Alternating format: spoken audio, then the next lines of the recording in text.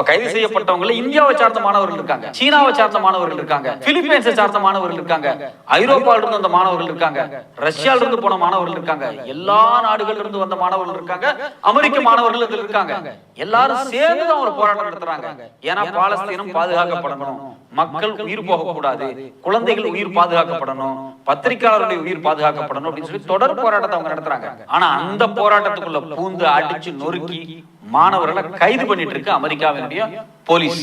இதை நேரடியா செய்யறது யாருன்னு பாத்தீங்கன்னா அமெரிக்காவினுடைய பைடனோட அரசாங்கம் தான். அவங்க எல்லா காலத்திலையும் இஸ்ரேல் பக்கத்துல இருக்காங்க. அவங்களுக்கு தேவை அரபு நாடுகளை தன்னோட கட்டுப்பாட்டை வச்சுக்கிறதுக்காக ஒரு கூலிப்படையா இஸ்ரேல் அவங்க வச்சிருக்காங்க. இஸ்ரேல் ஒரு கூலிப்படையா செயல்படுது, ஒரு ரவுடி மாதிரி செயல்படுது, ஒரு அடியாளா செயல்படுது.